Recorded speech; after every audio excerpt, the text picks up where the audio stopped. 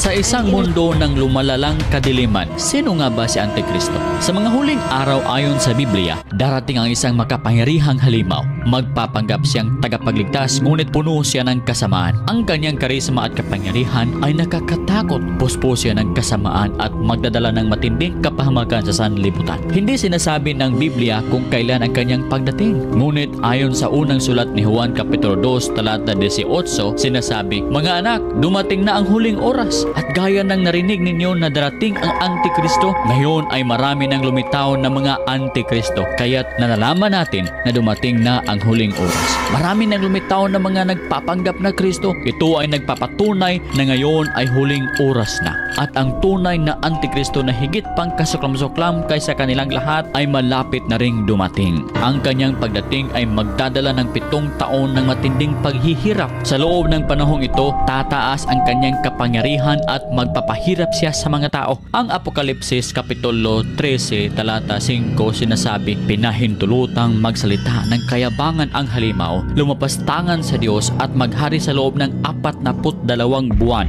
Bibigyan siya ng kapangyarihan ng dragon at sa unang 3 taon at kalahati magpapanggap siyang tagapagligtas. Ngunit sa ikalawang kalahati, ipapakita niya ang tunay niyang kulay." Ang isa sa kanyang masasamang gawain ay ang pag-uusig sa mga mananampalataya. Sa Apokalipsis Kapitulo 13 talata 7 sinasabi, "Pinahintulutan din siyang digmain at lupigin ang mga hinirang ng Diyos at binigyan siya ng karapatang mamahala sa bawat lahi, lipi, wika at bansa. Ang kanyang mga tagasunod ay magtatalaga ng tanda. Ang kilalang bilang ay 666, ang numero ni Antichrist." Sa Apokalipsis Kapitulo 13 talata 16 hanggang 18 sinasabi, "Sa pilitang pinatatakan ng ikalawang halimaw ang lahat ng tao sa kanilang kanang kamay o sa noo, maging sila'y dakila o hamak, mayaman o mahirap, alipin o malaya, at walang maaaring magtinda o bumili malibang sila'y may tatak ng pangalan ng halimaw o ng bilang ng katumbas ng pangalan na iyon.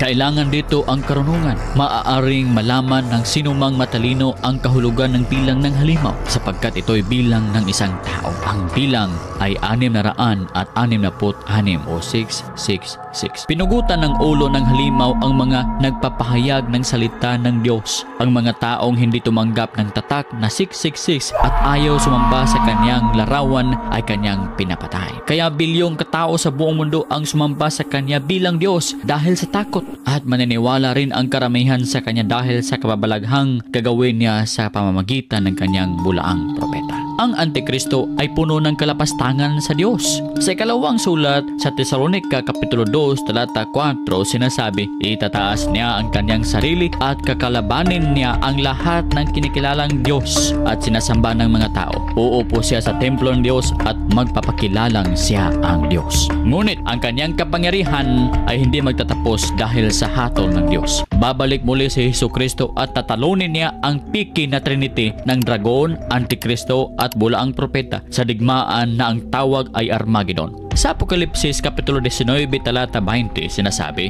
"Nabihag ang halimaw, gayon din ang huwad na propeta na gumagawa ng mga kababalaghan sa harap ng halimaw upang dayain ang mga taong may tanda ng halimaw at sumasamba sa larawan ito. Ang halimaw at ang huwad na propeta ay inihagis ng buhay sa lawan ng apoy na nagliliyab sa asopre. Ang katarungan ng Diyos ay magwakas sa kasamaan ng Antikristo.